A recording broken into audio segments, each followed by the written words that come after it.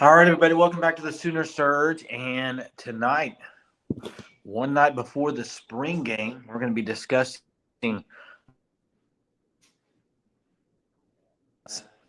some commitments. You know, we just had today Isaiah Autry Jackson committed. So just kind of give us some overall thoughts on Isaiah Autry. Well, if Sooner fans don't know, he actually is a second cousin of former Sooner Marcus Dupree. So there's a little bit of a fun fact. And this is kind of a guy who was offered back by OU, I think in January, if I remember correctly. I could be wrong on that. Whenever he came up for a junior day a while ago. This is a recruitment that I think Bill Beanville has worked on hard behind the scenes. We really didn't hear much about this till a week ago, so this had become a real possibility that he could potentially commit to OU. He's offers by Alabama, Ole Miss, two great Yeah, which is weird because 3-star, but it's got his offer list is really good. You know what I mean? See, that's the thing. So what if they're a 3-star? If they play great football, and if you get offered by Alabama, that's exactly why I want. That's why Josiah Martin. I know he's not committed or isn't even offered by OU, but he should be offered by OU just because the kid's a 3-star. That's why I think he's not right now. But I mean, Isaiah Autry, just a great guy. I think he's. I don't know. I don't have his exact weight and height pulled up, but I think he's like 6'6". I want to say like 6'7", 280. Yeah, he's a big Quite boy. a big dude. I mean, that's like Logan Howland size, and Logan Howland is a huge guy that's coming in the summer. So you just talk about a great pickup. Bill Bedenbaugh, that dude can recruit. He knows what a great offensive lineman looks like. I'm not too worried about the stars or the ratings. I do expect him to rise in the recruiting rankings quite a bit. I wouldn't be shocked if he gets close to 4-star status when the end of the cycle is done. But you just talk about just the way the Oklahoma I think we talked. I don't even know if we've done a recruiting video actually since KJ Daniels committed either. But yeah, we talked a little bit about him, I believe. Okay, but you just talk about how OU really already the spring game hasn't even happened yet. They already have got 2 commits locked up this week. These guys are done taking visits, only visiting OU. They're only OVs. So you talk about really this year at this time. I think we only had like 3 commits. Yeah. I think it was 3. It was Eric McCarty, Josh Bates, and Jackson Arnold, I believe, with only 3 commits this early. And you just talk about, I mean, really, people are starting to buy into Brent Venables. It's not like they weren't, but they're starting to commit earlier. I think recruiters are starting maybe to get more accustomed with how Brent Venables and how he wants to do things. Yeah. So speaking of, spring game, the visitor list we've seen the guys on Twitter saying I'm going to be in Norman. So just kind of off those tweets and everything you're seeing, Jackson, kind of give us a rundown of the list that we're going to be expecting tomorrow. Well, first guy is David Stone. I mean, the dude has plans on coming back to Norman. Just an absolute must need for Oklahoma. Kids from Del City. We all know about it. The Michigan State hype, whether it's true or not, I don't believe it's that true after their new defensive line coaches left. We even saw this was the first time after he got back from Michigan State, he was still hyping up OU. So Hey, one thing on David Stone, real quick, while you're talking about him. Like I said, he's the real deal and stuff. But how much of an impact could he make off of his commitment? So when he commits, how much of a train will that cause? You know what I mean? Kind of like his best friend out of Westmore, Michael Patterson McDonald. He would immediately commit to. Which he'll be there. He'll be there this week as well. Yes, he will be. It'll be kind of interesting to see. I wouldn't be shocked if maybe we see Nigel Smith commit with them as they come and be like, okay, we're going to be the interior pair on this that leads this class on the interior of the defensive line. And obviously we've seen it. Like Michael Hawkins has even said that's one of the guys he wants most is David Stone. So I wouldn't be shocked if we see the staff try and push him to commit. Yeah, it'll just be interesting to see if he would, or if he'll just wait till the last minute to do that. So who knows on that? Who else is going to be there tomorrow, Jackson? A guy I want Sooner fans to watch very, very closely. Jason, I want you to remember this name too. Joseph Jonah Ajonye, okay? Kid is out of Texas, defensive lineman, right outside the top 100 in the 24/7 composite rankings. His recruitment has blown up over the last couple months. I actually think I talked about him on a recruiting video, maybe on the first junior day one I did, where I was like, okay, Sooner fans, he's just a name to watch, something to monitor there. And you see Oklahoma, we've seen crystal balls. I wouldn't be shocked if we see this dude pop a commitment the next day after spring game. I really am confident Oklahoma can get him locked down. Miguel Chavis, Todd Bates, they've been all over this kid. I think he'll play edge when he gets to OU. He's kind of like Williams Nwaneri. He's kind of a tweener, but I do think him and Williams Nwaneri will both end up playing edge at OU. And I mean, I just like I said, he's a really a name to watch. I'm excited for him. He's a guy I actually do expect to commit. Okay. What about the receivers we've talked about, Kearney and Wesco? We've seen the crystal balls out there for Kearney, and I think Wesco as well, right? Mm-hmm. Just the leans are very much. I know on 3, and I think another one had Wesco really lean towards OU. So Kearney's going to be there tomorrow, I know. What about Wesco? So will Bryant Wesco. The plan is they both will be there. We saw the Emmett Jones cryptic tweet today, and he did the same thing right after KJ Daniels popped, or right before. So maybe there's a commitment coming tomorrow. I do think we wouldn't – I'm not going to be shocked if both Kearney and Wesco are committed by the end of the month. Or I would say by the end of May for sure. I would expect both of them to be committed. But I wouldn't necessarily – there's a chance Kearney or Wesco commits this weekend, but I wouldn't hold my breath on it. They're kind of guys that I think they're going to take a little bit more time to think this out. They may take another visit or two before they're sure. But I haven't really followed Zion Kearney that much besides I know he's an OU lean. Bryant Wesco right now, he's considering TCU, Clemson, Texas. Those are the 3 main players in this commitment outside of OU. Really, the second on his list is TCU, and OU leads out by a wide margin. There's no secret to that. But I would say I would expect Zion Kearney to commit first, just because Bryant Wesco is more of the 5-star status. He might want to take a few more visits before he gets it all over with and decides he only wants to take an OV to Oklahoma. Yeah. So who else you want to highlight for tomorrow? Any other names, big names? Keep an eye out for. Kevin Sperry's going to be there, man. I think he's going to try and push. He'll be the only OU because Mike Hawkins will be at prom, so he will not be there. But Kevin Sperry will be there. I would expect him to try and push a lot of guys. How about Durham? Caden Durham will be there. He's a name to watch. I think he probably will wait till the summer. I think he'll OV to both OU and LSU. I would expect those 2 schools to be the only 2 schools that get OV out of them. LSU is really, really pushing hard for Caden Durham. Like, they're putting a lot of chips on the table. They're trying to make it really hard on DeMarco Murray. I do think Caden Durham will end up being Sooner. I don't think there's much to worry about there. Kid grew up a Sooner fan his whole life. Even though we saw the same thing with Peyton Pierce, and he didn't end up committing to OU. So it's kind of just a thing to watch. And obviously, after the spring game, there could be some new guys that are leaning OU, and there may be a guy or 2 that flips that decides they don't want to come to OU. So the board's always changing.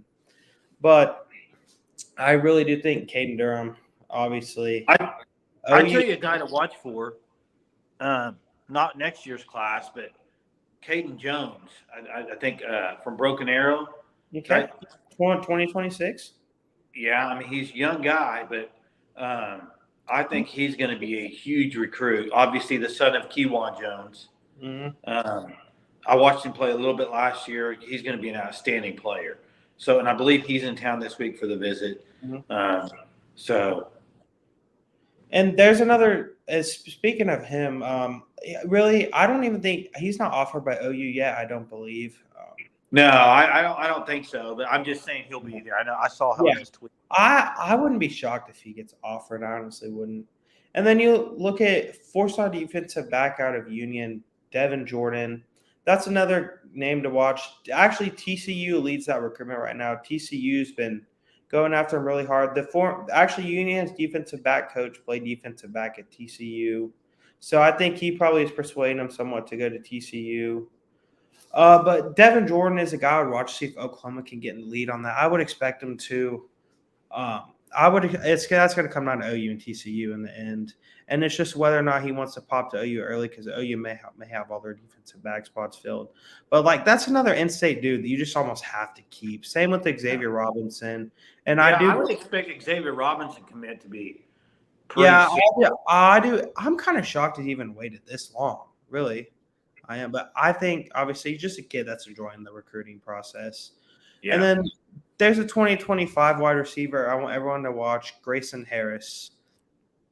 Out of Texas, small school in Texas. I'm not sure exactly where. I would have to search it up.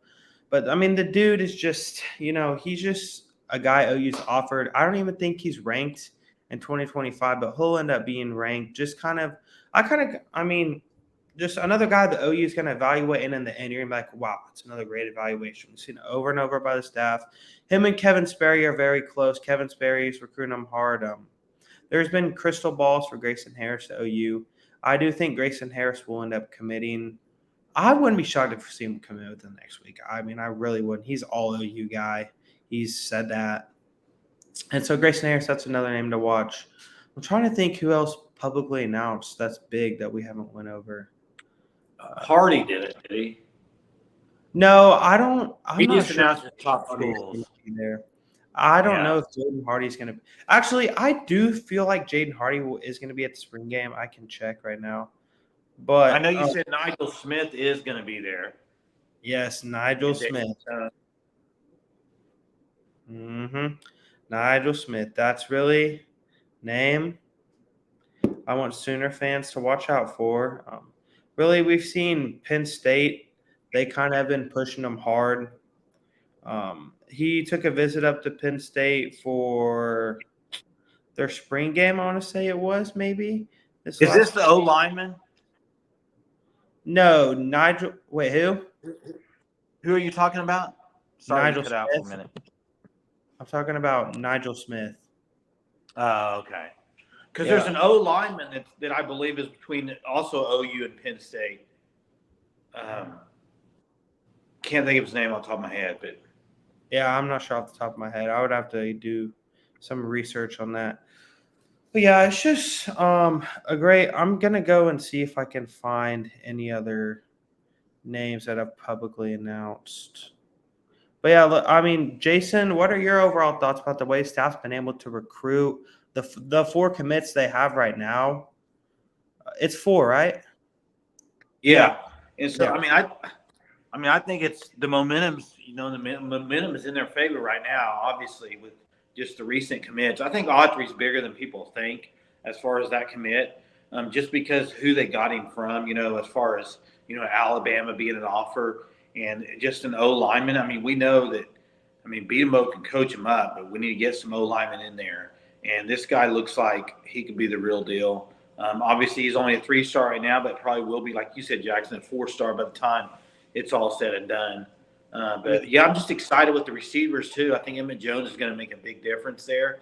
I think we're already seeing it with the guy with Kate Daniels. It's a guy he wanted, and now hopefully you can get Kearney and Wesco would be huge. So I'm excited. So it should be a fun day tomorrow. So I think we pretty much covered all the guys we want to cover, right, Jackson? Well, I want to say there's a guy, I don't know if he's even said on Twitter he's going to be there. I would watch out for is the younger brother of Peyton Bowen, Eli Bowen.